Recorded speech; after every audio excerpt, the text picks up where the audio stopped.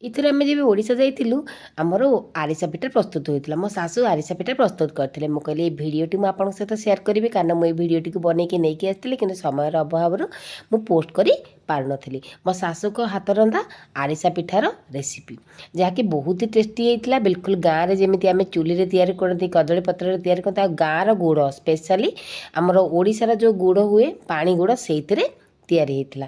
ଆଉ ସତ କହୁଛି ସାଙ୍ଗମାନେ, ଖାଇବା ପାଇଁ ବହୁତ ଟେଷ୍ଟି ହେଇଥିଲା, କାରଣ ଆରିସା ପିଠା ମୋତେ ବହୁତ ପସନ୍ଦ। ମୋତେ କ'ଣ, ଆମ ଓଡ଼ିଆମାନଙ୍କର ଇଏ ଗୋଟେ ପାରମ୍ପରିକ ପିଠା, ଯାହାକି ଆମ ଘରେ ଘରେ ପରିଚିତ। ଆଉ ଏ ପିଠାକୁ ପ୍ରାୟ ସମସ୍ତେ ବହୁତ ହି ଭଲ ପାଆନ୍ତି।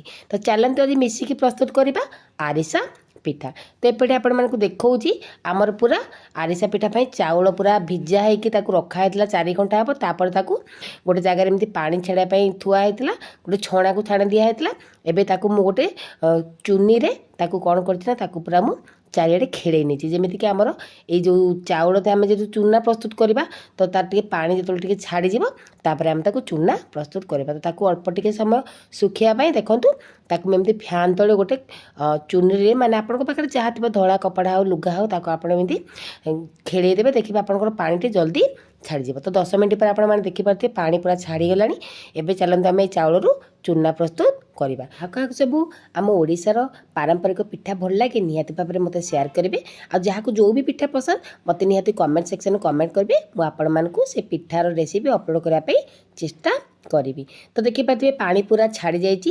ଏମିତି ଆମର ପୁରା ଚାଉଳରୁ ପୁରା ପାଣି ଛାଡ଼ିଯାଇଛି। ଏବେ ଆମେ ସେଥିରୁ ଚୁନା ପ୍ରସ୍ତୁତ କରିବୁ। ତ ଏଠି ପାଖାପାଖି ଆମେ 2.5 କିଲୋର ଚାଉଳ ନେଇଥିଲୁ। ଆମ ଗାଁ ଲାଙ୍ଗୁଏଜରେ ଯଦି କହିବି, ଆମର ମାଣ କୁହନ୍ତି। ତ ଆମେ ପୁରା 5 ମାଣେ ଚାଉଳ ନେଇଥିଲୁ, ମାନେ 2 ମାଣରେ 1 କିଲୋ। ସେହିପରି ଆମେ 5 ମାଣ ଚାଉଳ ନେଉଥିଲୁ, ମାନେ 2.5 କିଲୋ। ପୁରା 2.5 କିଲୋ ଅରୁଆ ଚାଉଳ ଆମେ ନେଇଥିଲୁ। ଯେହେତୁ ଆମେ ଆକୁ ସାଙ୍ଗରେ ଧରିକି ଆସିବାର ଥିଲା, ତ ଟିକେ ଅଧିକା କ୍ୱାଣ୍ଟିଟିର ଆମେ ଆରିସା ପିଠା ତିଆରି କରିଥିଲୁ। ତ ଦେଖିପାରୁଥିବେ ସାଙ୍ଗମାନେ, ଏପଟେ ଆମେ ଚୁନା ସବୁ ପ୍ରସ୍ତୁତ କରିନେଉଛୁ। ଆଉ ସବୁ ଚୁନାକୁ ଏମିତି ତାକୁ ଗ୍ରାଇଣ୍ଡିଙ୍ଗ କରିକି ତାକୁ ଗୋଟେ ଚଲା ସାହାଯ୍ୟରେ ଏମିତି ଆମେ ଚଲେଇ ନେଉଛୁ। ଆଉ ଯାହା ସବୁ ବାକି ଯେଉଁ ଚୁନା ବଞ୍ଚିଯିବ, ତାକୁ ମଧ୍ୟ ସେଥିରେ ମିଶାଇ ଦେବୁ, କାରଣ ବେଶୀ ଚୁନା ବଞ୍ଚି ନଥିଲା। ଆଉ ଅଳ୍ପ ଟିକେ ଯେମିତି ସୁଜି ଭଳିଆ ଚୁନା ବଞ୍ଚିଥିଲା, ତ ତାକୁ ତା ଭିତରେ ମଧ୍ୟ ଆମେ ମିଶାଇ ଦେଲୁ। ତ ଏପଟେ ଆମର ପୁରା ଚାଉଳ ଚୁନା ବନିକି ରେଡ଼ି ହେଇଗଲା। ଆଉ ଚାଉଳ ଚୁନା ତ ବନେଇବା ସାଙ୍ଗମାନେ ଜାଣିଛନ୍ତି ବହୁତ ଇଜି। ଆଉ ଯେହେତୁ ଏତେ କ୍ୱାଣ୍ଟିଟିର ଚାଉଳ ଚୁନା ବନେଇବାର ଥିଲା, ତ ତାକୁ ଅଳ୍ପ ଅଳ୍ପ କରିକି ଆମେ ବନଉଥିଲୁ। ଏପଟେ ଚାଉଳ ଚୁନା ଆମର ପ୍ରସ୍ତୁତ ହେଇଗଲାଣି। ତ ଚାଲନ୍ତୁ ଏବେ ଆମେ ଆରିସା ପିଠା ବନେଇବା ଷ୍ଟାର୍ଟ କରିବା। ସେପଟେ ମୋ ଶାଶୁ ଚୁଲି ମଧ୍ୟ ଲଗାଇ ଦେଇଥିଲେ। ସେଥିରେ ଗୋଟେ ବଡ଼ ଏମିତି ପିତ୍ତଳର ଯେଉଁ ଆମର ହୁଏ ତସଲା, ତାକୁ ବସେଇ ଦେଇଥିଲି। ତ ଚାଲନ୍ତୁ ଆପଣଙ୍କୁ ମୁଁ ଏବେ ମେଜରମେଣ୍ଟ କହିବି, କେତେ ଚାଉଳ ପାଇଁ କେତେ ଗୁଡ଼ ଦରକାର। ତ ଯେତିକି ଆପଣମାନେ ଚାଉଳ ନେବେ, ତାର ଅଧା ଗୁଡ଼ ନେବେ। ଯେମିତିକି ଆମେ ନେଇଛୁ 2.5 କିଲୋର ଚାଉଳ, ତ ସେଥିପାଇଁ ଆମେ 1250 ଗ୍ରାମର ଗୁଡ଼ ୟୁଜ୍ କରିଛୁ, ମାନେ ଚାଉଳର ଅଧା ୟୁଜ୍ କରିବେ ଗୁଡ଼।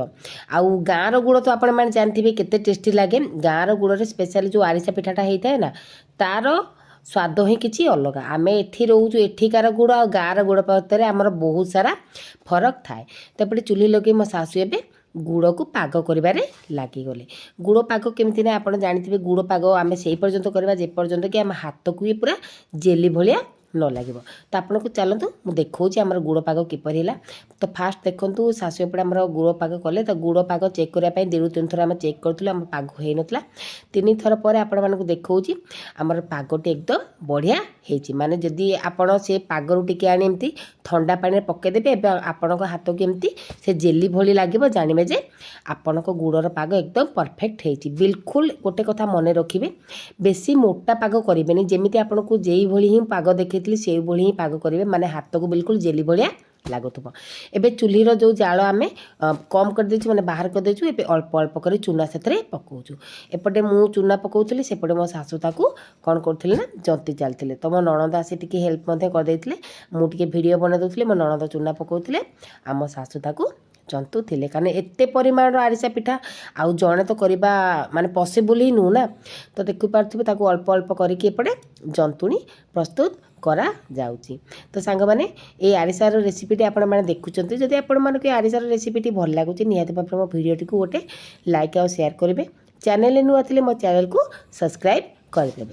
ତ ଦେଖିପାରୁଥିବେ आमर पागटी बढ़िया पूरा बढ़िया से हो गलानी माने एबे आमर पागटे जेंती आपण मानक देखौची पूरा पानी धरिकी मो सासू ताको पूरा देखुचंती माने मु तो सेते जानी छी आरिसा पिठा पाग किंतु एते परिमाण आरिसा पिठा मु पाग करि परिबिनी सांग माने सत्य कहबी माने हाथ काटे एते परिमाण रो आरिसा पाग जंतिला बेलकु से टिके माने करी करी से माने एक्सपर्ट ना तो तांको टिके सहज तो एपटे देखो पाग आमर हो जाइला माने पाग को बेसी मोटा करेनि कि बेसी पतला करेनि जमी आपको मुझे कही एमती आप पतला देखुं ठंडा है आमर पाग पूरा मोटा हो एपटे आपण मैंने देखिपे जंतुणी बिल्कुल मोर हाथ में लगुनि ताने आमर यार पाग बिल्कुल एकदम परफेक्ट होती आप गुड़ आ चूनार मेजरमेंट ठीक ने ना आपंकर आरिसार पाग एकदम परफेक्ट हम एबे पागटू आम टिके समय ठंडा हाँपाई छाड़ देचु माने बस हल्का टिके ठंडा हाँ बेसी ना टिके गरम थी अवस्था प्रिपेयर करवा ना आहरी मोटा हो तो देखिपे एपटे दुटा कदली पत्र नहीं आसी तापर पकई दी किसी धला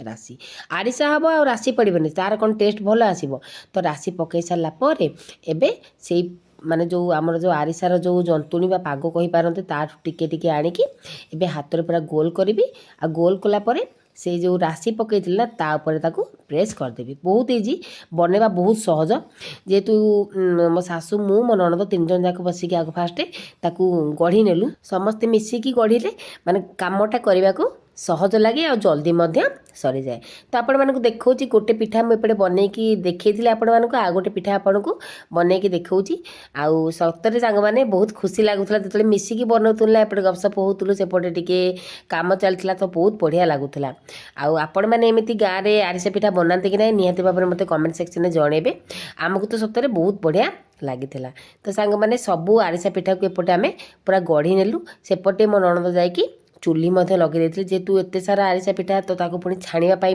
टाइम लगे तो सब आरिसा पिठा एपटे देखिपे बनिकी पूरा रेडी हो जाइए आउ समस्ते मैंने बनई माने से डिफरेंट डिफरेंट सेप्र होती तो किसी माइंड करेंगे किंतु माने तार टेस्ट किंतु पूरा मस्त थिला पूरा तो मत तो बढ़िया लगे मुझे तो हो 4-5टा खाई माने एत टेस्ट लगी पूरा क्रिस्पी थिला ता भीतर सेपटे चूली कड़े बसैकी तेल ढोला सारी आ तेल आमर गरम हो जाता है आपण मानक देखा गोटे पर गोटे पिठा केमती पक्का चली आउ जिते आपण मैंने घी पिठा आरिसा पिठा को तैयारी करेंगे सब बेले मन रखिए केयरफुली करेंगे ना हाथ में तेल पड़ार बहुत चान्स थाए तापर कहबेनि मुझे आपको बतई नी भिडियो तो यही पिठाटी एक्चुअली घीरे छणा जाए आउ एबे तो समस्त तेल छाणुचे किंतु आगे सब घीरे ही छणा जाए तेणु या नाटी कहुए घी पिठा बा घी पिठा तो सांग मैंने आपको बेसी समय किसी करार ना बस तेल पकेबे जो फुली जीव एपट सेपट करदे आप काढ़ी आने आपड़ भावे जे कौन तुलतुलिया होची माने सीझिनी बोधे किंतु एक्चुअली से सीझी जाए ठंडा है से टाण हो जाए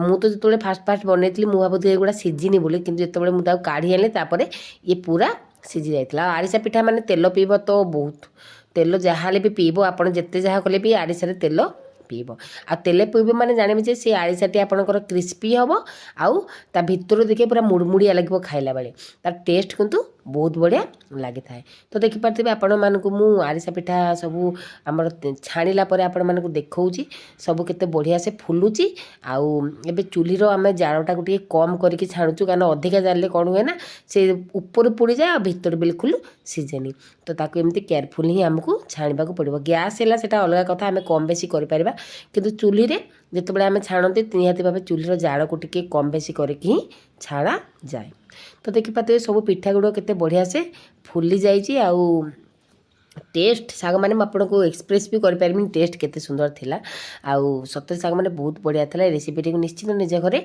ट्राए करंतु आउ जो मैंने ओडिशा रे मो वीडियो देखुंत किपरि आपण मानक आरिसा पिठार रेसिपी लगे मते कमेंट सेक्शन में जणाइबाकू अनुरोध आउ एते कष्ट मो वीडियो अपलोड करुचे निहाती भाव में मो वीडियो को सपोर्ट करंतु मो चैनल को सपोर्ट करंतु आउ वीडियो टी निज फैमिली फ्रेंड सहित शेयर करंतु हमर प्रस्तुत हो गला आम ओडिशा रे गोटे पारंपरिक पिठा घी पिठा बा आरिसा पिठा सांग मैंने देखी तो ता कलर केते सुंदर है पूरा माने कही भी पारिबिनि एते बढ़िया लगुला सांग मैंने सतरे आउ रेसिपीटी निश्चित भाव में आपण मानक पसंद आसतबो यह मोर आशा आपण को मु गोटे भांगिकी देखौची हमर पिठाटी केते क्रिस्पी हेजी तो सांग मैंने एई तो थिला आरिसा पिठा बा घी पिठार रेसिपी आशा करुँच आपण मानक रेसिपी निश्चित भाव में पसंद आसो आपण मान सहित देखा आ गोटे नुआ रेसिपी सह गोटे नुआ वीडियो सह आज विद्या दिंतु सांग मैंने रहुची नमस्कार जय जगन्नाथ।